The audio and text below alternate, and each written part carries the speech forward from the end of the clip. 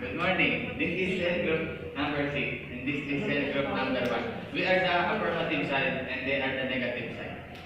Our topic is, should we abolish nuclear weapons? Should we abolish nuclear weapons? Let it may be resolved. Point number 1. Nuclear proliferation. Stop nuclear weapon proliferation. The failure of nuclear weapon states to act to eliminate their nuclear arsenals will likely result in the proliferation of nuclear weapons to other nations.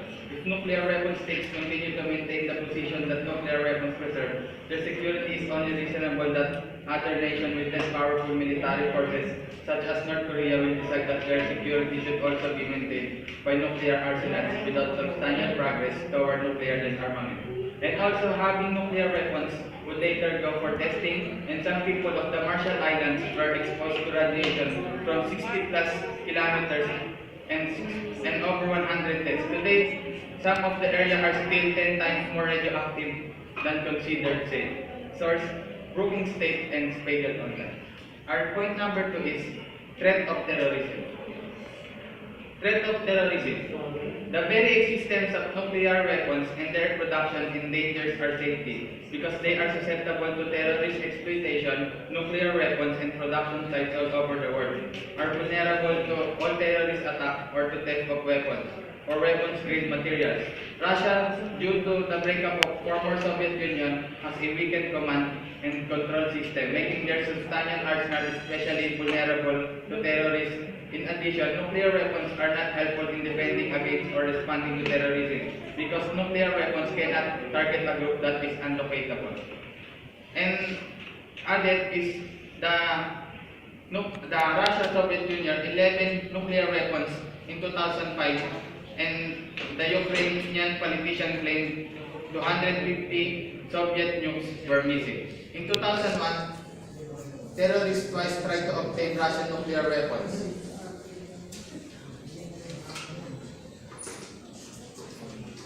I'm going to question what you have stated. Now, what is the name of your grandfather?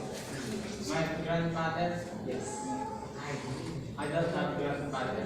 Yes. Because my grandmother lived with my grandfather. I don't know formally Yes. my grandfather. Assuming that you don't have any grandfather, now, your parents knew about World War II today.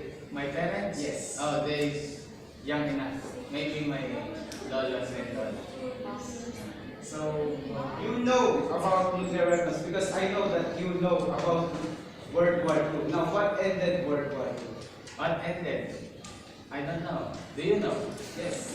What ended? I'm going to tell you that nuclear weapons ended World War II. Now, are you going to abolish these things, these weapons of mass destruction, knowing the fact that they have been ended, deterred, ended war conflicts? Yes or no? Yes. Because it's about mass murder and there's no They're winner. not supposed to. Okay. Yes. Thank you for those. Now, I'm going to review the arguments on the other side. First, they said about nuclear proliferation and threat to terrorism. And we negate on those points. Now, our main points, first is peace through deterrence. Second is the word abolishment. Third is security.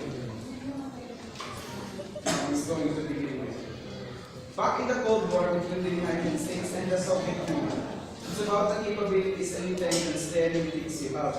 It becomes a war of progression over a war of action. But there's another tactic, a doctrine of military strategy that boils down to, if you shoot at me, I'll shoot at you. But in this case, with nuclear weapons, if you fire weapons of mass destruction at me, I'll fire all of mine, ensuring that neither of us wins and everyone loses. This sounds crazy, but it's actually not crazy. In fact, it's mad. Mutually assured destruction. This mad strategy is the main idea that prevented the Cold War escalated to a point where the two opposing sides used nuclear weapons. This mutually assured destruction deterred countries from firing nuclear weapons in other countries that also have nuclear weapons. It deterred them because of the things it caused in World War II. They are afraid due to the fact that if firing them, one getting shot will fire the same amount of force and as they did and plunging the world into nuclear war and mass extinction. Now, let's say the United States abolished nuclear weapons. If the United States of America were to abolish nuclear weapons, Russia and China would most likely not play fair and agree to do the same. We would be virtually defenseless against two of the most powerful nations in the world. It is a terrible idea to abolish nuclear weapons. Now, is abolishment supported? Yes. But to what extent? It's called the NPT, or the Non-Proliferation Treaty of Nuclear Weapons in 1968. Commonly known as the NPT is an international treaty whose objective is to prevent the spread of nuclear weapons and weapons technology, to promote cooperation in the peaceful uses of nuclear energy, and to further the goal of achieving nuclear disarmament, general and complete disarmament. China is one of the signees of this treaty, and since then, from 35 to 60, China has about 1,800 to 3,000 nuclear weapons. Russia, the second country to develop nuclear weapons, it has the largest arsenal of any country and is investing heavily in modernization of its warheads and delivery systems. Nuclear warheads 7,500. This does just not approve that they disobey the treaty, but rather losing the word of non-proliferation. They are not just proliferating nuclear weapons in China and Russia. They are also modernizing it. Source: ICANN, International Campaign to Abolish Nuclear Weapons. Now, how could two of the countries, 5 countries that signed this treaty disobey? 1 minute. Nuclear weapons are not required for deterrence. Do you agree? What you say? No. So you're not agreeing on what you say. No, they are required. No. You know why? The idea of so-called nuclear deterrent no longer applies. The United States would not be deterred from attacking a newly nuclear Iran because the US would have a first strike capability. So would be able to wipe our Iranian nuclear weapons before they could be used. While it is true that political leaders on both sides during the Cold War were terrified of nuclear conflict, it was as much the balance of power that maintained the peace. Neither superpower had an advantage large enough to be confident of victory. However, there is no longer nuclear deterrence. With the proliferation of nuclear weapons, some rogue states may develop the ability to strike at enemies who have no nuclear weapons of their own. Unless the country under the attack is allied to another nuclear power, it is not clear that any of the major nuclear weapons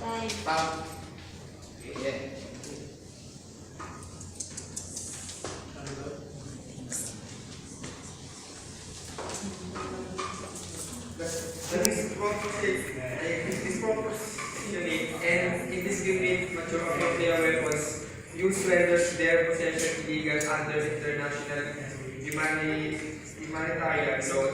The International Court of Justice in 1996 asked to provide an advisory opinion declared unanimously that any use or nuclear weapons had to be compatible with existing international law relating to the armed conflict and International Court of Justice in 1996. Principle of discrimination and proportionality inherent in the laws of wars codified in the Geneva Convention of 1949 and are quite clearly violated by nuclear weapons as such. A majority of the judges present felt that any such use or threat would generally be contrary to those rules of international law and therefore unanimously there exists an obligation to pursue in good faith and bring to a conclusion negotiation leading to nuclear disarmament in all its aspects under strict effective international control.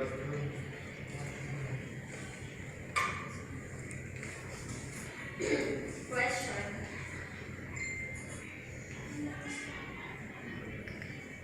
Did we or our ancestors live in an era where there is no nuclear weapons?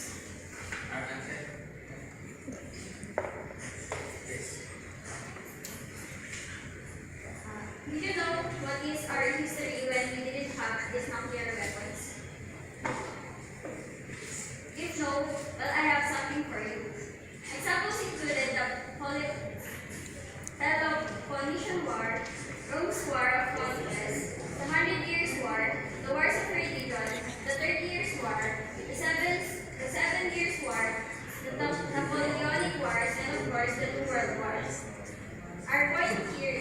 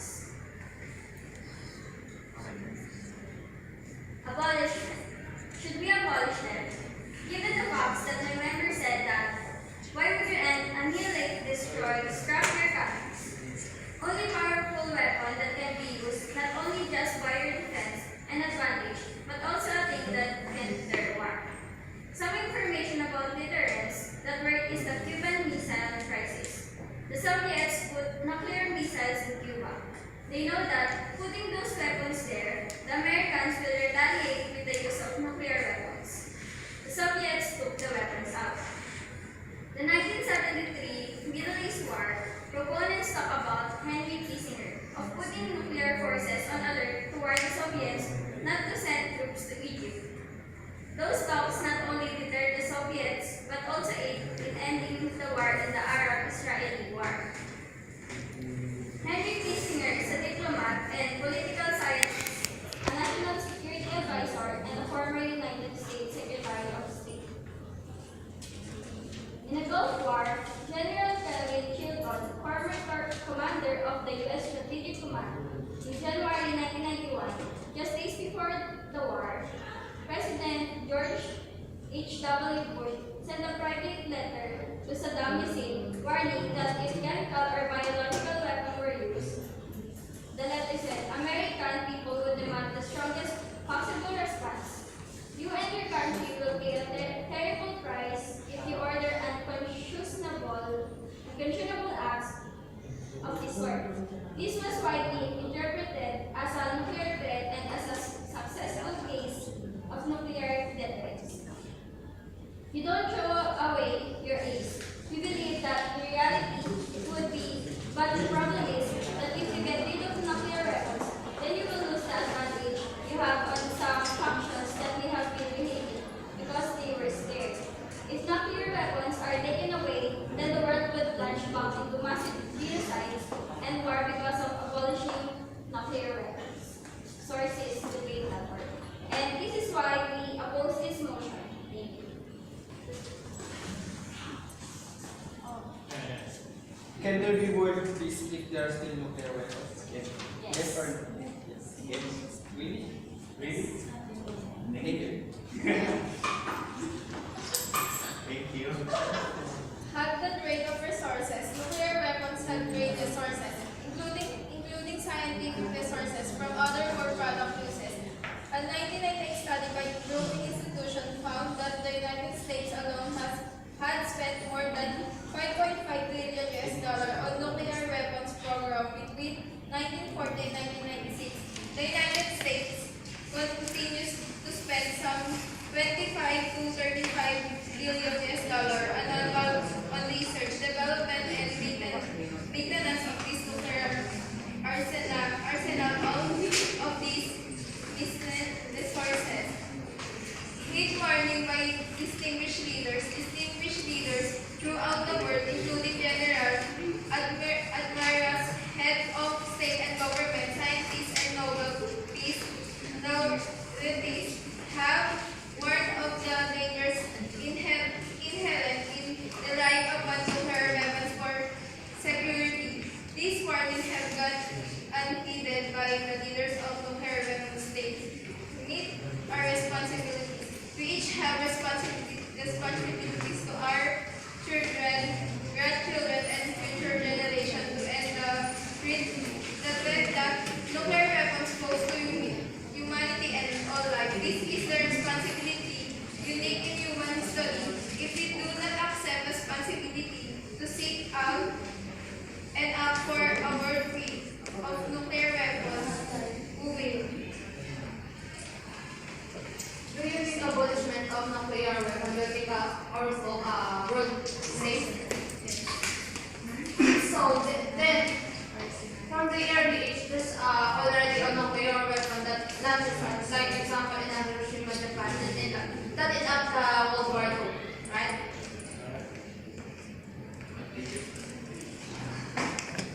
Right. So, if you abolish the nuclear weapon, just one country doesn't mean you can achieve that goal peace through the whole of the world. Because the world doesn't consist only one country, but also a lot of countries. More countries already have a nuclear weapon. But abolishment one nuclear weapon in a country doesn't mean the world peace.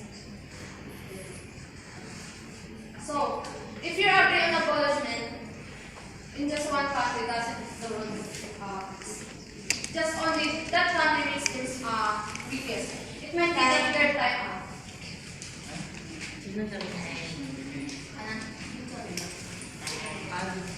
The claims of this army itself are completely false. No nation in history has become more secure or has increased their security by indulging in armed reduction in this army itself.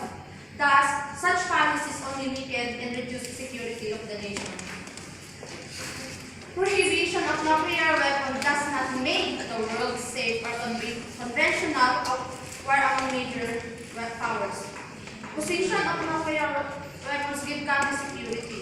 You could never do it in conventional weapons alone. You could not afford them, but a smaller country standing alone could stand up with a nuclear weapon.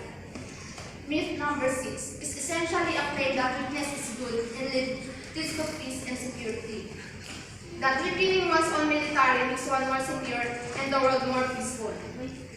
Upon this myth, Democratic Jim Cooper or Clemency, an ardent enemy of nuclear weapons, claimed that the biggest cut in America's nuclear deterrence, where President Bush almost cut off his arsenal, was a good thing.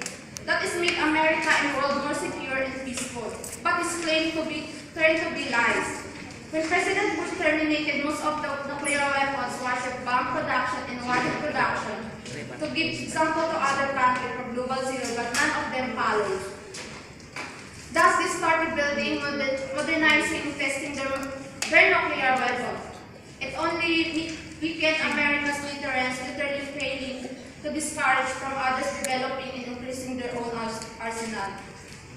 Even Bruce Blair, a nuclear security expert, admitted that even if the U.S. totally disarmed itself, no one would follow suit.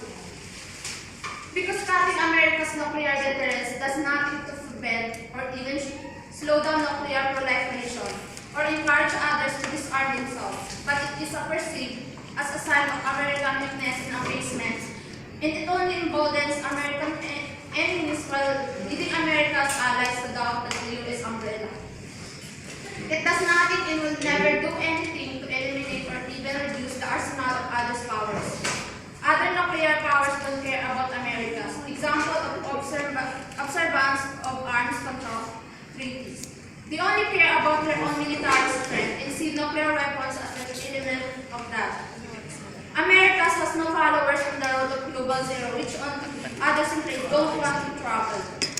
Nuclear weapons are not threat to America or the world's security. On the contrary, they are key to preserving it for into the future. They are irreplaceable instruments of peace and deterrence, source conservatively dailynews.com by Margaret Thatcher. Thatcher. Regarding on what we say on abolishment, we're talking here that all countries will abolish their nuclear weapon, not only one country. No more question. This is like You can say anything. you should answer our question. No need to. Excuse me, but it's my part to defend what's not necessary. Like I said, America has no one to follow. Even America insisting to abolish all its arsenal, but no one would follow suit because it's only says that they are weak. They don't have what do you call this? The strength to fight on. So like this said that even all the arsenal warhead weapons got off, the Russia, the China, and the Vietnam, other neighbor countries start modernizing their arsenal. Good morning, I'm Rochelle Macaruso, and I'm from Negative, and we're going to report about review irrelevant relatives. The facts, nuclear weapons are highly relevant in 21st century security environments. They protect America and all of its allies against the following three potential catastrophic security threats: nuclear, chemical, biological attack, large-scale conventional attack, and nuclear proliferation. The U.S. nuclear arsenal is the most effective counter-proliferation program ever created. It has discouraged all American allies except UK and France from developing nuclear weapons, reassuring them that they don't need to do so because the U.S. provides powerful nuclear umbrella to them. Such an umbrella is especially needed now, more than ever given the nuclear threats posed by Russia, China, North Korea, and Iran. Russia has 2,800 strategic nuclear warheads, including 1,550 deployed, and up to 4,000 tactical warheads, and the means to deliver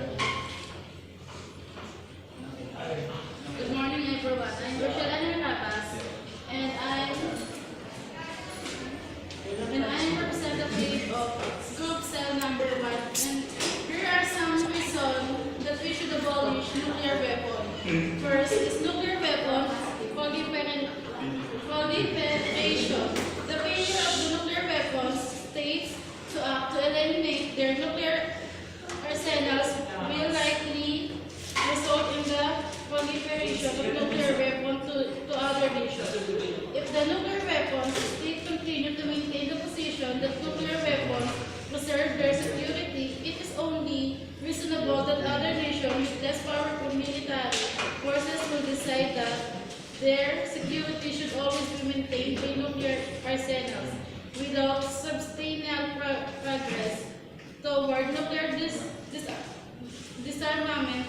The non-proliferation treaty will be in their party when the parties to the treaty meet for the NPT review conference in the year 2000. Then the Good morning, everyone. I'm Maria Feliciano. I'm from the negative side. Humanity lived through World Zero in a world without peace for almost its entire history from its dawn to 1945. During that time, there were numerous and horribly destructive wars between the great powers of the time, each one leading to huge casualties among the combatants and civilians and to great destruction. Examples including the Polynesian War, Rome's War of Conquest, the 100 Years' War, the War of Religion, the 30 Years' War, the 7 Years' War, the Napoleonic War, and of course the two World Wars. Not to mention the numerous bloody civil wars such as those in the US and Russia. Good morning, everyone. My name is Angelica Ecuador from Pacific. Immorality of creating mass murder. It's a highly immoral to base the security of a nation on the threat to murder hundreds of millions of people. This immoral policy is named nuclear. It is relied upon by all nuclear weapon states. Nuclear deterrence is dangerous theory that implementation places